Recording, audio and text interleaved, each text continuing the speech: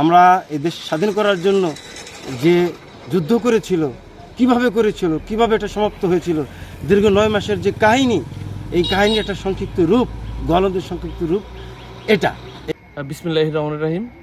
গলন্দ পৌরসভার বাহাদুরপুর এলাকায় গলন্দ সম্মুখ যুদ্ধ ও প্রতিরোধ স্মৃতি মুক্তিযোদ্ধা ভাস্কর্য নির্মাণ। এই ভাস্কর্য নির্মাণের পর থেকেই নতুন প্রজন্ম, তরুণ প্রজন্ম এবং শিক্ষার্থীরা কিন্তু এই গলন্দ সম্মুখ যে মুক্তিযুদ্ধ সে সম্পর্কে কিন্তু জানতে পারছে এবং নতুন যে নতুনত্ব তারা শিখতে পাচ্ছে।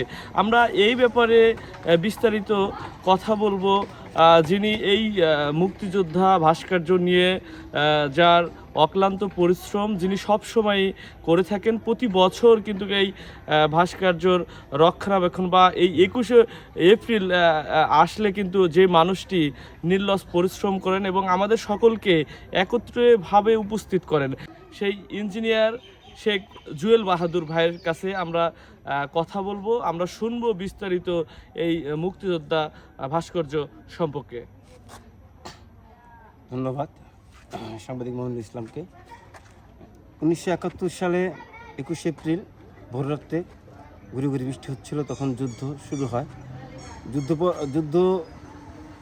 যুদ্ধ জাহাজ থেকে শুরু করে এই নদী কেন্দ্রিক এলাকা বাহাদুরপুর, এই বাহাদুরপুরে ইপিআর ক্যাম্প, মুক্তিযোদ্ধা ক্যাম্প এবং যারা মুক্তি বাহিনীর লোকজন ছিল তারা সকলে এখানে অবস্থানরত নিয়েছিল। এখান থেকে যুদ্ধ পরিচালনা শুরু করেন।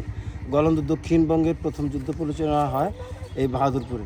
তো এই বাহাদুরপুরের যুদ্ধকে কেন্দ্র করে আমাদের এই গলন্দে যারা শহীদ হয়েছিল তাদেরকে স্মরণার্থে এবং মুক্তিযুদ্ধের শরণার্থে নতুন প্রজন্মকে মুক্তিযুদ্ধের ইতিহাস জানাতে গলন্দ সম্মুখ যুদ্ধ প্রতিশ্রুতি মুক্তিযুদ্ধ ভাস্কর্য স্থাপন করা হয়। যে জায়গাটা আমার বাবা মোহাম্মদ ইসলামী মাস্টার দান করেছেন বিনামূল্যে নতুন প্রজন্মকে জানার জন্য। আমার এই চেষ্টাটা জেলা পরিষদের অর্থায়নে 4 লক্ষ টাকা বরাদ্দ দিয়েছিল। 4 লক্ষ টাকা আমি একটুকু কাজ করতে পেরেছি। এটা পূর্ণাঙ্গ করতে মোটামুটি আরও প্রায় 22-23 লক্ষ মতো টাকা লাগবে। আমার অর্থভাবে এই জিনিসটা বন্ধ রয়েছে, এই মুক্তিযুদ্ধ ভাস্কর্যের কাজ বন্ধ রয়েছে।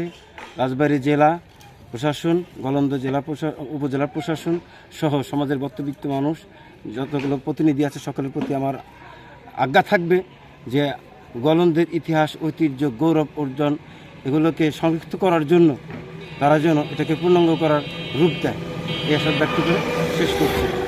নতুন প্রজন্মকে জানার জন্য আমার এই উদ্যোগ সকলের প্রতি।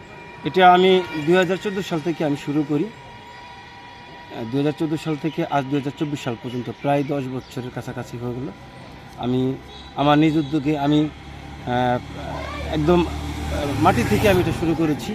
আমার মনের ভিতরে লালন করেছি এ দেশ আমার, এই মুক্তিযুদ্ধের চেতনা আমার, মুক্তিযুদ্ধের বাড়িঘরগুলো আমাদের ছিল, এই বাহাদুরপুর গ্রাম ছিল, যার জন্য আমার ভিতরে আমি এটা কাজ করেছে, এই আবেগটা কাজ করেছে। আমি 2014 সাল থেকে এটা শুরু করেছি। আজ 2024 সালে এসে এই অর্ধ নির্মিত রয়েছে। সকলের প্রতি থাকবে আমার এটা যেন পূর্ণাঙ্গ হয়। এটা আমার প্রতিষ্ঠান না, এটা গলন্দের প্রতিষ্ঠান, গলন্দের সকলের প্রতিষ্ঠান।